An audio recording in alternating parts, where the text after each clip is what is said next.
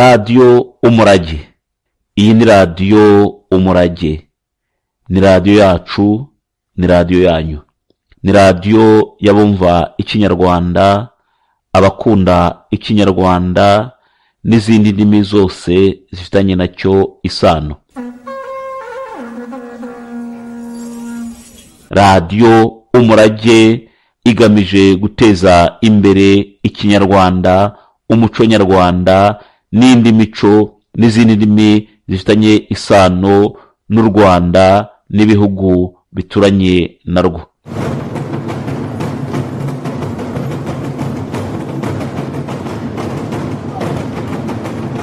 Radiyo umurage yumvikana buri cyumweru guhera ku wa kane ku rubuga rwa murandasi www.umuragewacu.com.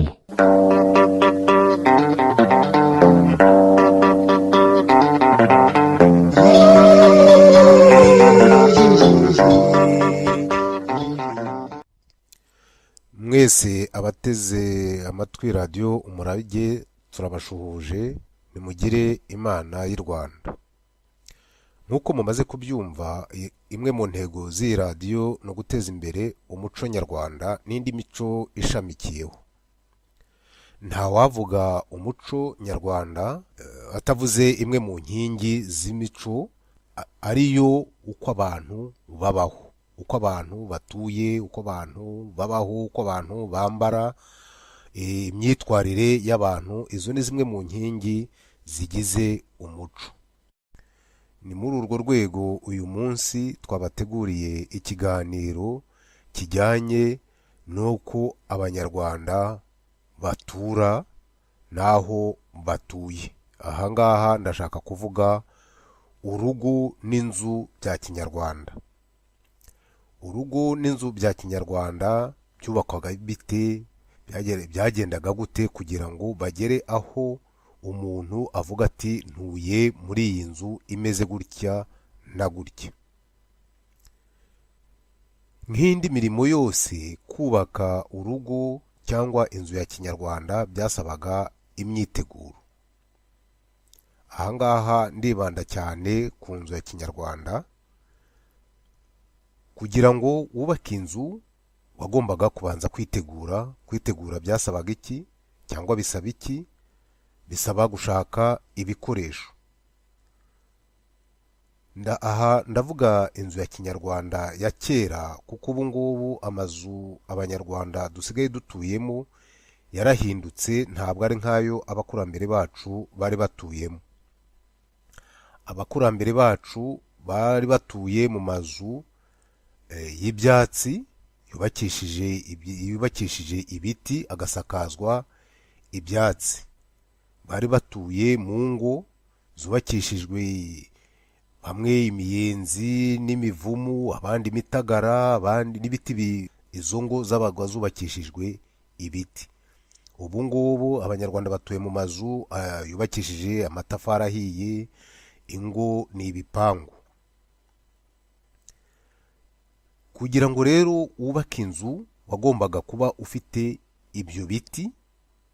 Ibyo biti babikuraga he? Ibyo biti mu nzu ya kera bita imiganda wajyaga kubitutira. Gututira, wajyaga mu ishyamba ugashakamo ibiti uzubakisha inzu, ugashakamo imiganda yo gushinga, ugashakamo n'ibiti bizakora imbariro. Iyo wamaraga kugwiza iyo miganda ubona ihagije, nibwo wavugaga uti igihe cyo kubaka ni umunsi uyu n'uyu. Iyo wajyaga kubaka rero wararikaga bagenzi bawe bakaza kugufasha. Abazaga kugufasha, hari abazaga bakuzaniye umuba w'imiganda, hari abazaga kugufasha aho ngaho kubaka bisanzwe.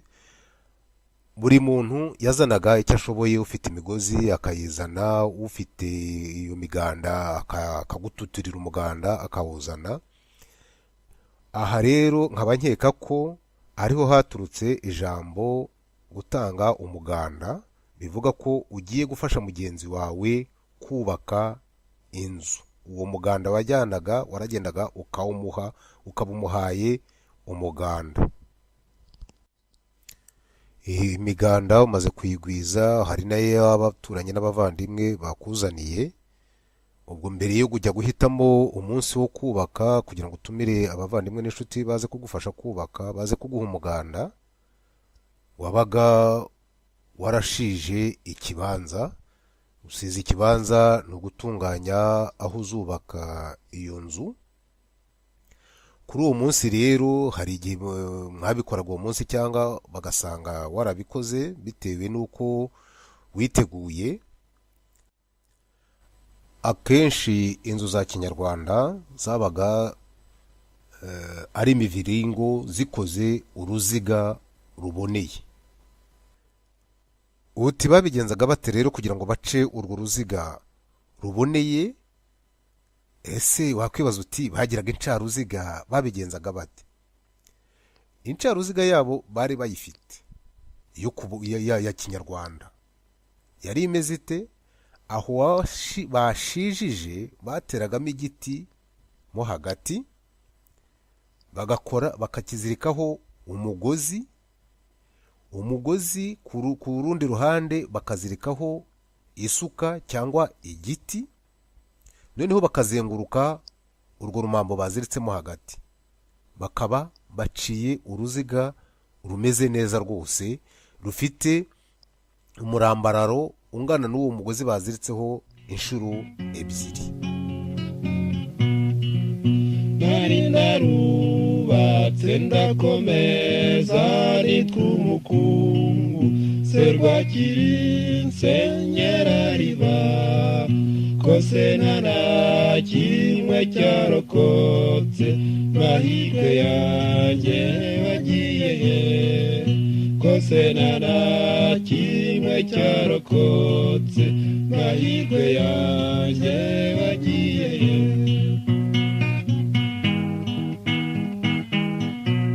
Ubwo rero iyo bamaraga guca urwo ruziga, barangije gusiza bacira urwo ruziga, bacaga uruhavu. Guca uruhavu baracukuraga bakurikije urwo ruziga. Aho bamaze gucukura noneho bakaba barimo bashinga imiganda.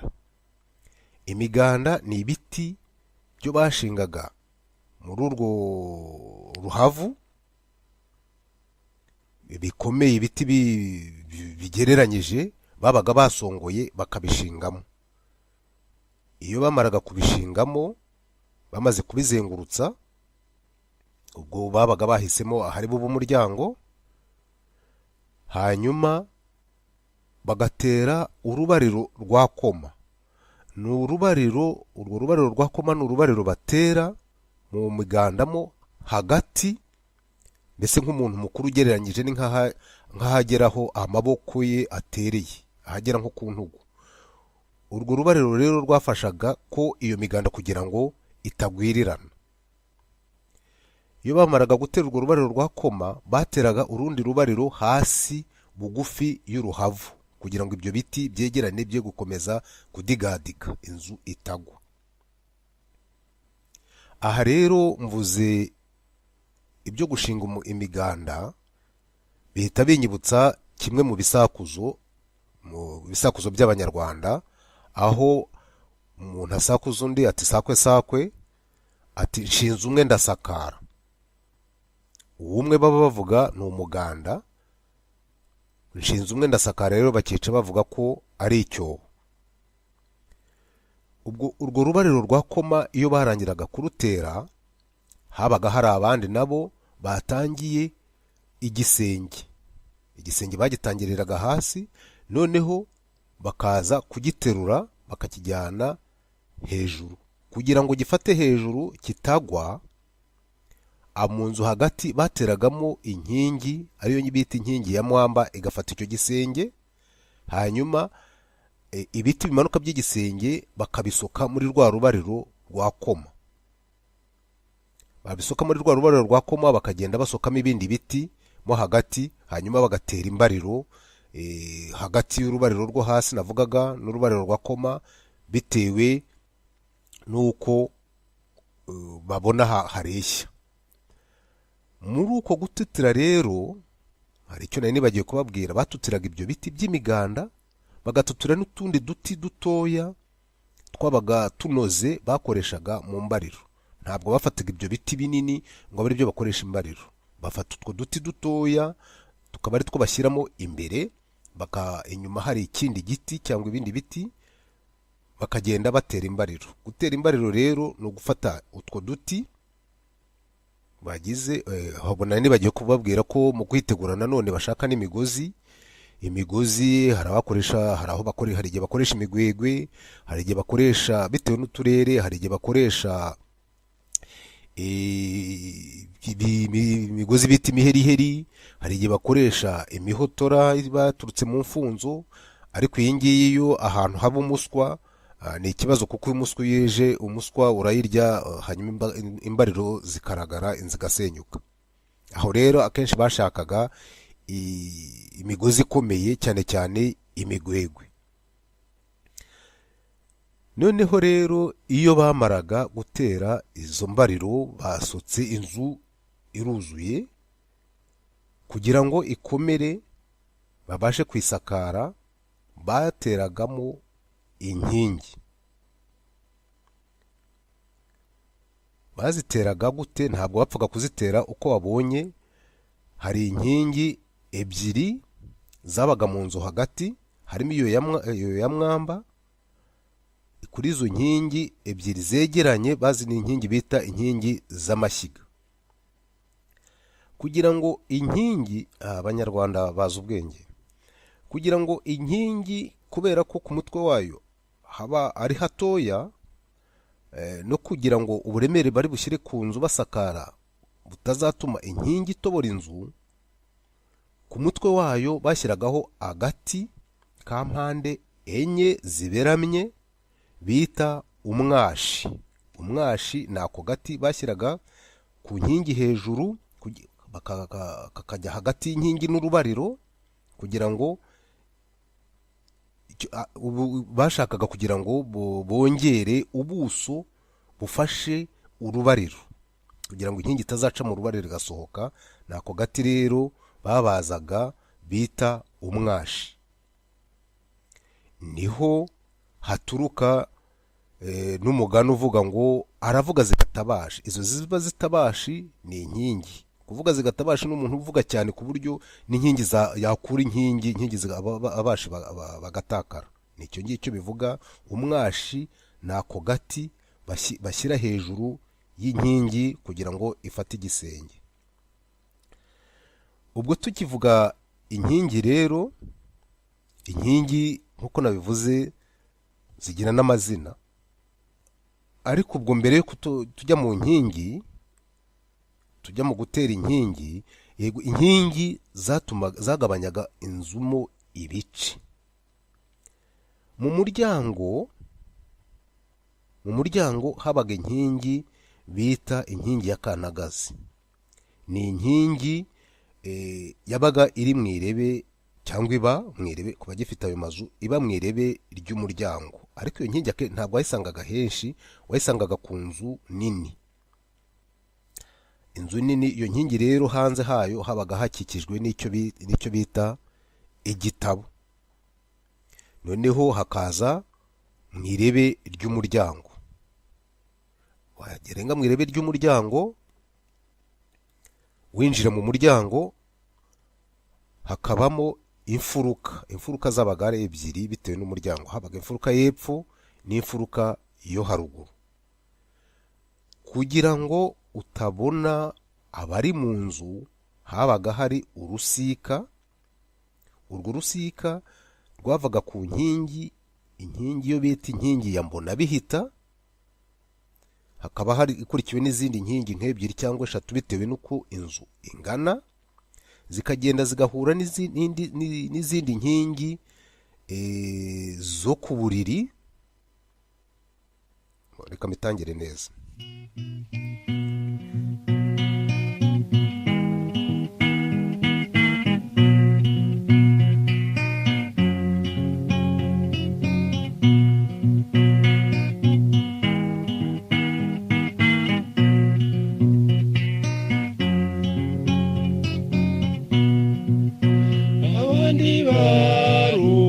no kuvuka nahogewe nduha buri munsi kugeza gupfa ndahendahenda amahirwe yanjye ariko akanga kunsekera ndahendahenda amahirwe yanjye ariko akanga kunsekera.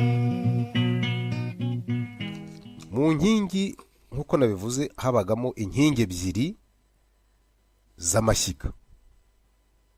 izo nkingi niho bateraga amashyiga atatu, niho batekeraga. noneho hejuru y'iziko ni kuri izo nkingi niho bubakaga urusenge aho babikaga ibiryo kugira ngo imbwa zitabirya. aho bataraga, hari abahataraga ibitoki, hari abahataraga urwagwa aho ku rusenge, kubera ubushyuhe bwaturukaga mu ziko bwatumaga ibyo bitoki bishya. noneho hakaba inkingi ya mbonabihita. inkingi ya mbonabihita ni inkingi iyo winjiraga mu nzu wahuraga nayo uretse akanagazi. ni iyindi nkingi iyo winjiraga mu nzu mbere yo kujya mu kirambi wahuraga nayo ya mbere, niyo nkingi ya mbonabihita. mu nzu nanone habaga inkingi bita inkingi z'umurere. ni inkingi nazo ebyiri zabaga ziri ku murere. ku murere ni inzira yajyanaga ku buriri. kuri izo nkingi niho bamanikaga inyegamo bikaba ari umusambi cyangwa ikindi kintu bamanikaga kuri izo nkingi kugira ngo gikingire uburiri. hakaba n'indi nkingi bita inkingi y'amacumu. kuri iyo nkingi y'amacumu ni inkingi yabaga iri hepfo gato y'imwe mu nkingi z'umurere, ku buryo wabaga yicaye ku murere. ku murere ni aho ngaho umuntu ajya mu buriri, yashoboraga kurambura ukuboko akaba yayikoraho. aho rero niho bashingaga amacumu bakayishyira mu kantu kitwa, kugira ngo atagwa, bakayishyira mu kantu kitwa intagara. niho uzumva banza hari siribuka niba ari mu kivugo cy'imbeba havuga aho babaje batizo nka nizande wa mugabo we ngo nizabishingura mu ntagara. gushingura mu ntagara bashinguragamo icumu. kuri iyo nkingi nanone bahamanikaga icyo bita ikirimba nicyo babikagamo imyambi. bahamanikaga ikirimba cyangwa umutana naho ni akantu babohaga babikagamo imyambi. cyangwa bakahamanika nanone agatembo nako ni akantu kabaga kaboshye mu mfunzo no mu ntamyi babikagamo imiheha, nako hari bakamanikaga aho ngaho. hakaba indi nkingi bita inkingi y'imbere. inkingi y'imbere ni inkingi ya mbere iyo winjiraga mu mbere. ndavuga mu mbere mukaba mwakwibaza ngo aha ni hehe, ibyo avuga ni ibiki. inzu ya kinyarwanda igira ibice. ariko mbere yuko mbabwira ibice, ubwo inzu ntabwo abantu bari bayijyamo bamaze gutera izo nkingi, uretse ko hagati y'izo nkingi n'izindi bitewe nuko inzu ingana bagendaga bashyiramo izindi nkingi.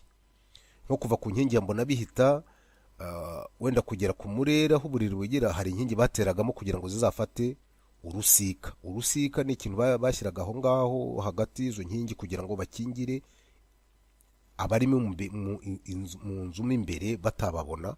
hakaba hagati y'inkingi y'imbere n'uburiri habagamo izindi nkingi nazo zo kugira ngo zifate urusika rwakingiraga imbere. hari abahashyiraga insika, hari n'abahahomaga. ubwo ndavuga mu nzu noneho zo bubakaga ari ibihome bafata ibyondo bagahoma.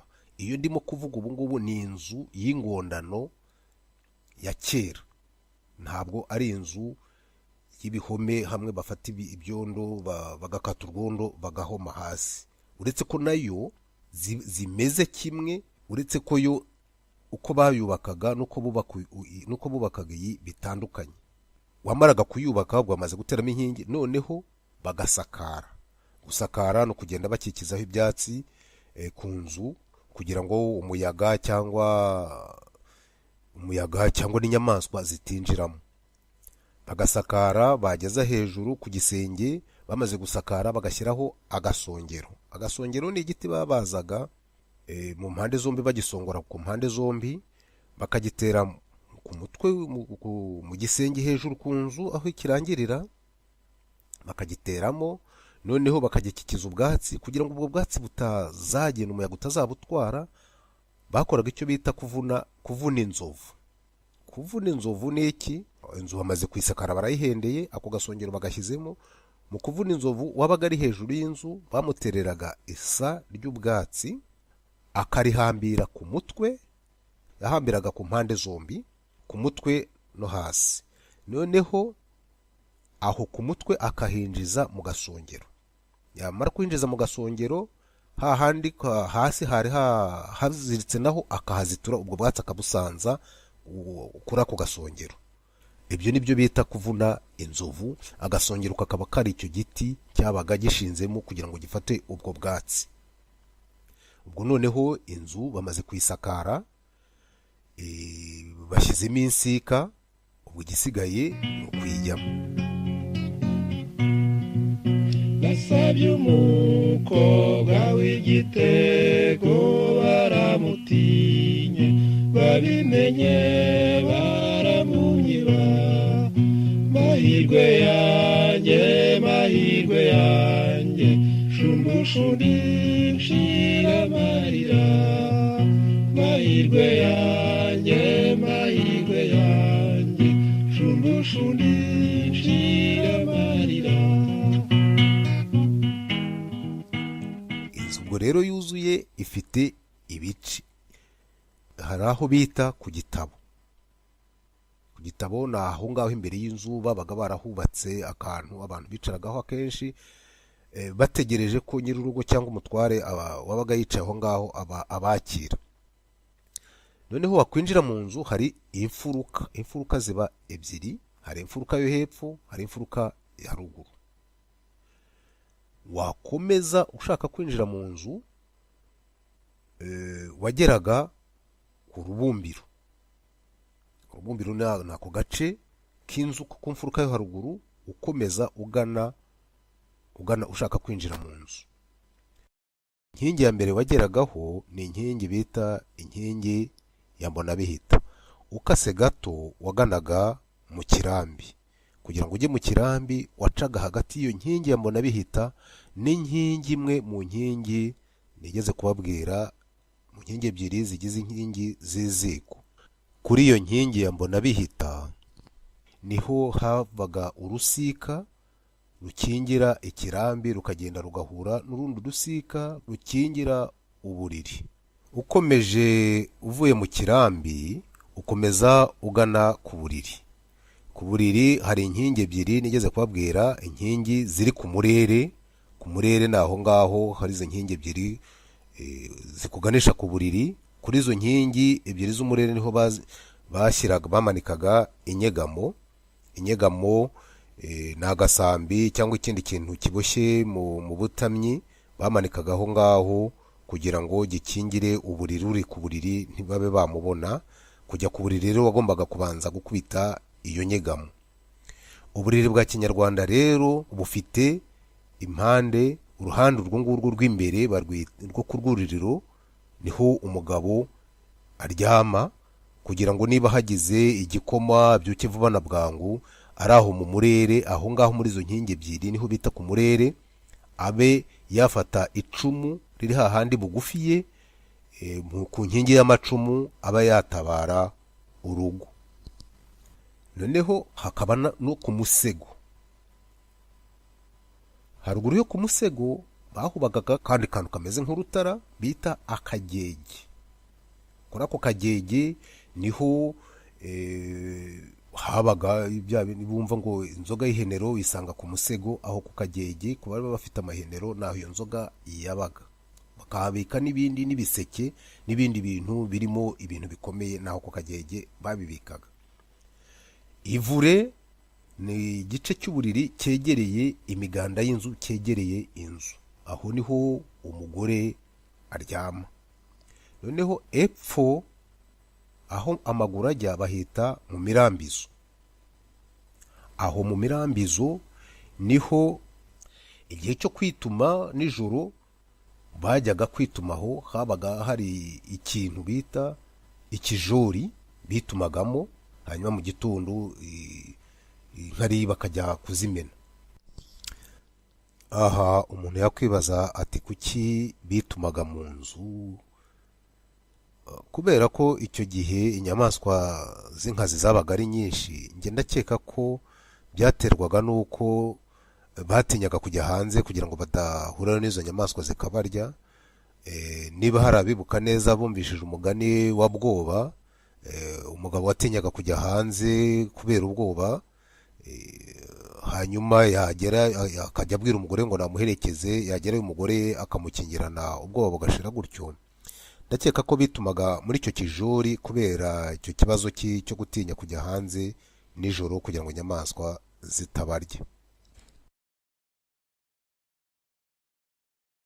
Niba umuntu aje iwawe adashaka kukubaza ngo umusarani uri hehe, ashaka kujya kwihagarika, arakubaza ati se ntiwandangira mu mirambizo. Icyo gihe cy'abakubwira abakubaza ese ntiwandangira aho bituma, ashaka icyo gihe abashaka kujya kwituma.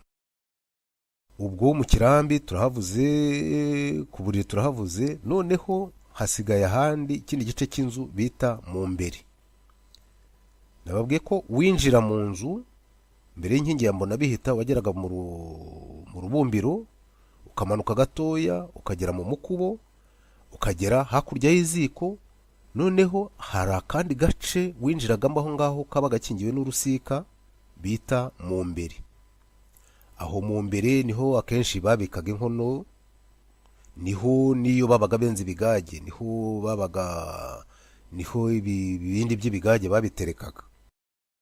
Aha rero mwakwibaza muti ko yavuze aho ababyeyi baryama, se abafite abana bo baryamaga hehe?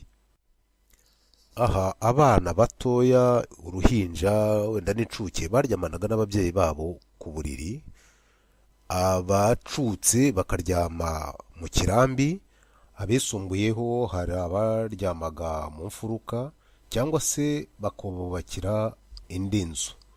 Abo babona batangiye gukura, batangiye guca akenge, abanyarwanda bakoraga uko bashoboye bakareba uko babakuraho mu nzu. Naho binyibutsa indirimbo ya Sekimonyo, aho ngo umukecuru yasomye agatabi, umusore agaramye aho ngaho, sinibuka neza niba ari mu kirambi cyangwa ari mu mfuruka, ariko ubwo ni mu kirambi.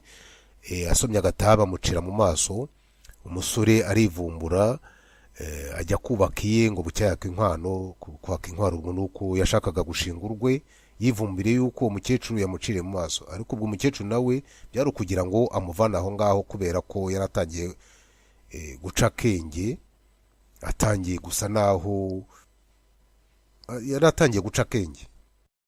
Mu mukubo naho ku bafite amatungo hari abahazirikaga amatungo, abahazirikaga ihene, ariko iyo ihene zabaga ari nyinshi bazubakiraga inzu yazo.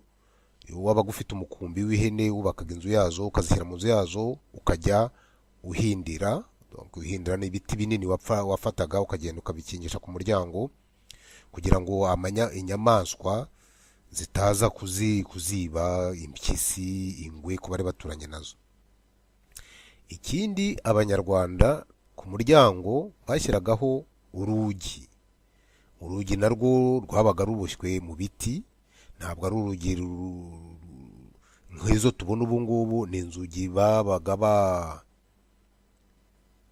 baboshye mu biti bagashyira ku muryango kugira ngo akenshi badahari, kugira ngo nk'imbwa cyangwa utundi tunyamaswa tutinjira mu nzu tukangiza cyangwa tukarya ibiri mu nzu. Nirutse mu nyuma z'ifaranga maze kuronka, baca inyuma baransahura. Mahirwe yanjye wagiye hehe, ko nsangira inyanya n'inyoni. Mahirwe yanjye wagiye hehe, ko nsangira inyanya n'inyoni.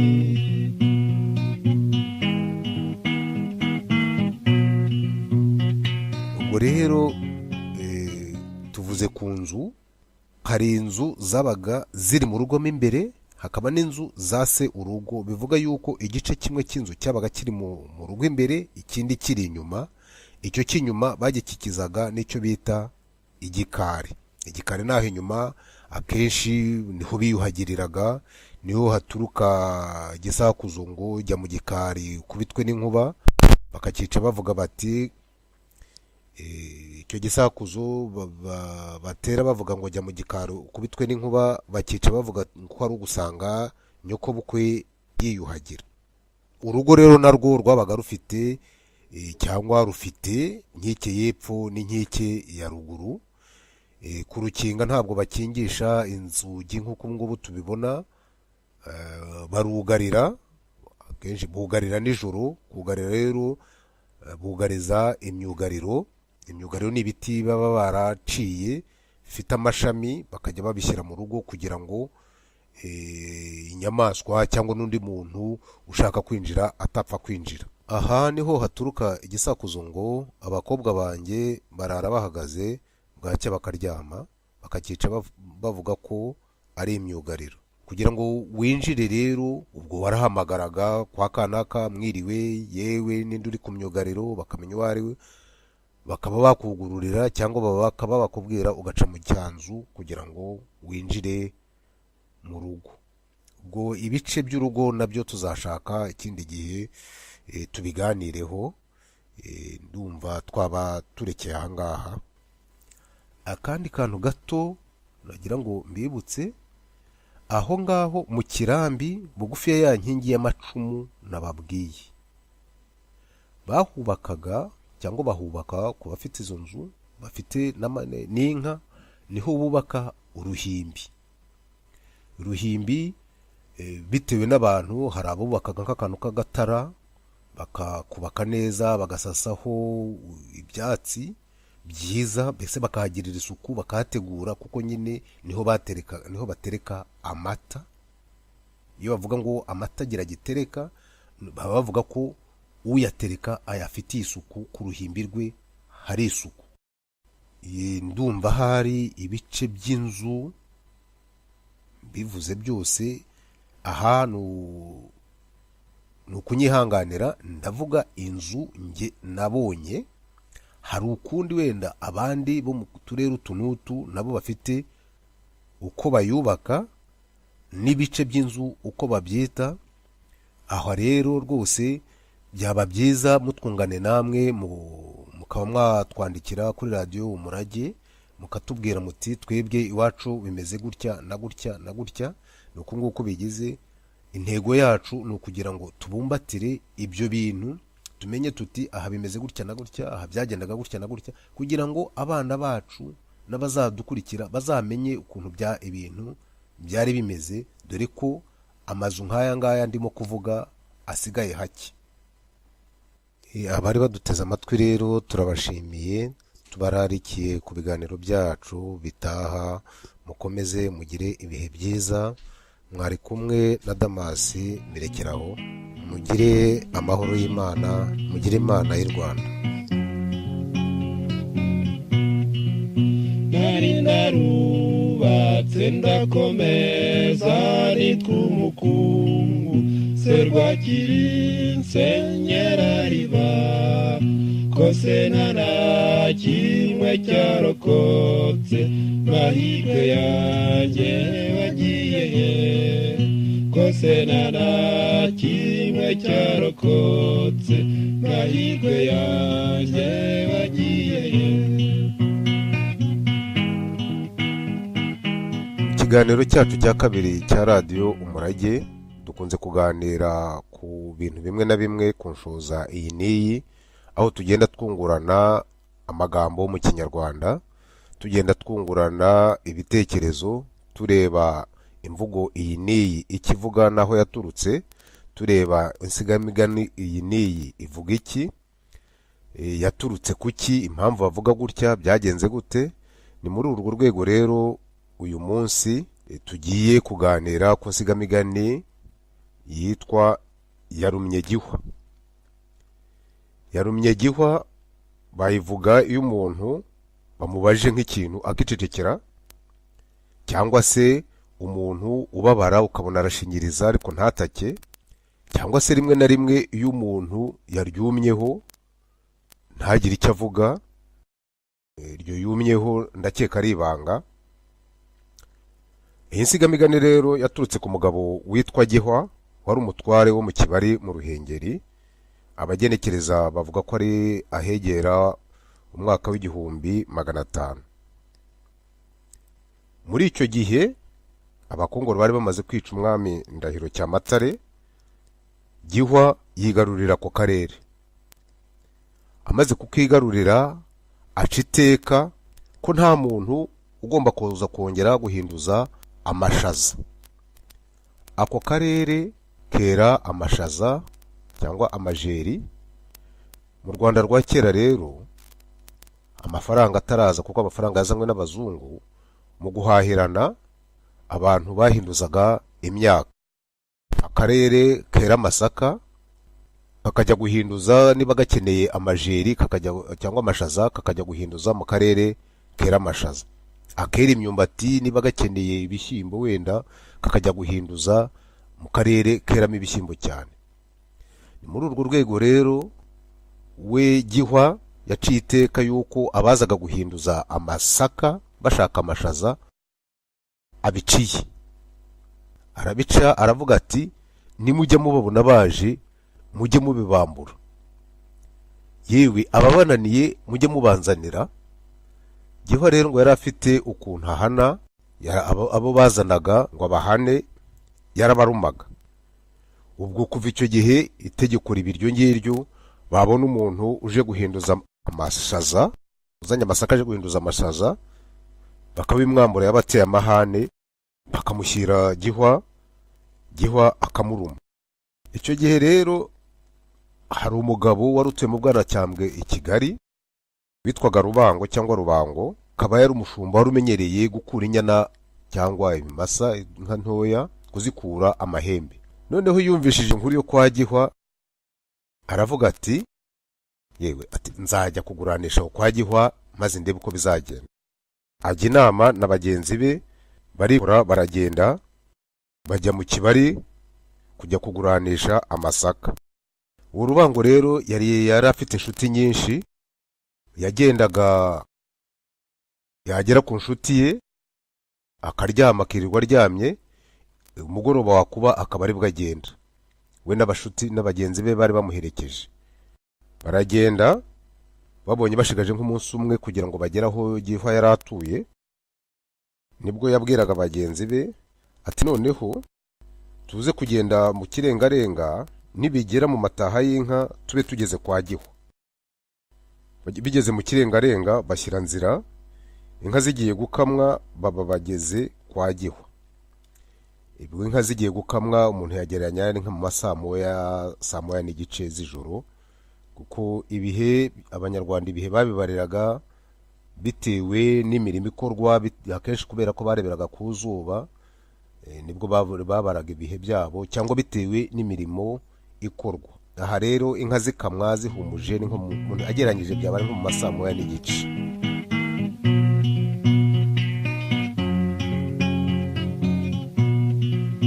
Aho nkomanze nsubiza inyuma, nasaba nkimwa navukanya amaraso mabi. Imvura iranyagira mu mutwe, umuvuka ntwara umutima. Imvura iranyagira mu mutwe, umuvuka ntwara umutima.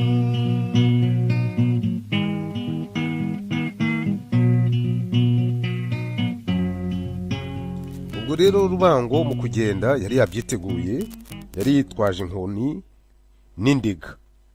Iyo ndiga yari yambaye mu kizigira. Ikizigira ni igice cy'ukuboko kiri hagati y'ukwaha n'inkokora, aho niho mu kizigira. Bahageze barasuhuza bati yemwe abo kwa Gihwa nimugire umwami. Nibwo bamubaje bati uwo muntu ushirutse ubwoba gutyo aturutse hehe? Arabasubiza ati nturutse mu Bwanacyambwe. bose barashika baza kumureba, baramwegera bati uravuga maki? Rubango ati mfite amasaka ndashaka kuguranisha amashaza. Baramureba barumirwa, basubira mu rugo kubibwira Gihwa. Bamaze kugenda Rubango abwira bagenzi bati mureke abari ryo ugenda njye kureba Gihwa. Ati namwe mwitegure, mukenyere mwitegure tuze kubasiga. Ajya mu rugo, ageze Gihwa aramubaza ati urashaka iki? Rubango aramuninira. Muninira no guceceka ntamusubize. Gihwa ati nimumunyegereze. Bamumwegereje bamukubita inshyi ariko ntiyataka. Rubango akomeza kunuma ntiyakoma. Bamwegereza Gihwa amushinga amenyo mu mikamba y'inda. Mikamba y'inda nikunda ahagana hepfo y'umukondo.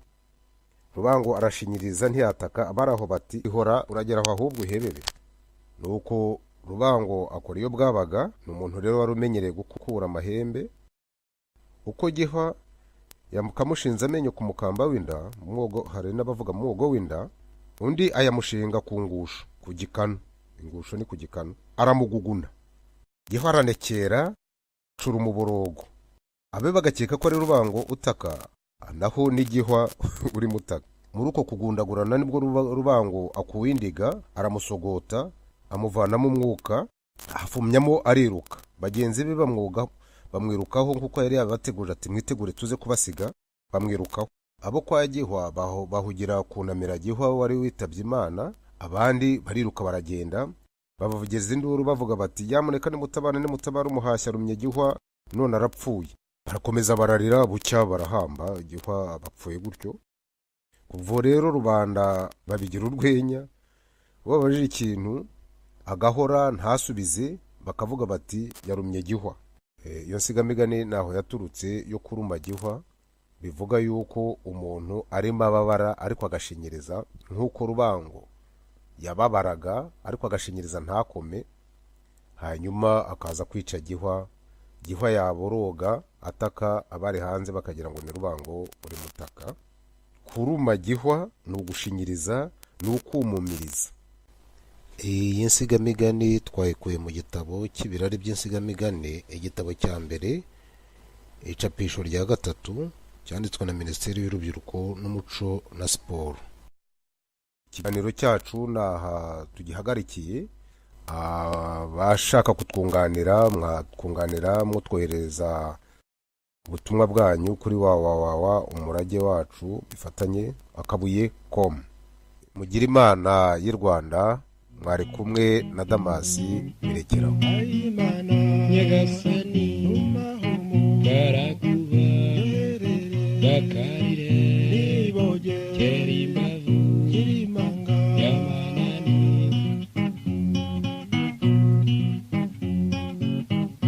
Imana nyagasani numahumu barakuba bakarire niboge keri mavu kirimanga yamananiza.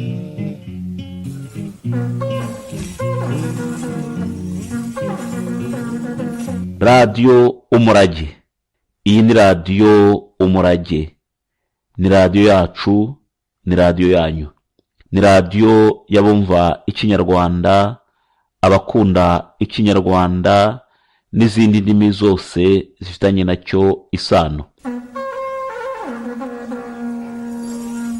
radiyo umurage igamije guteza imbere ikinyarwanda, umuco nyarwanda n'indi mico n'izindi ndimi zifitanye isano n'u Rwanda n'ibihugu bituranye narwo.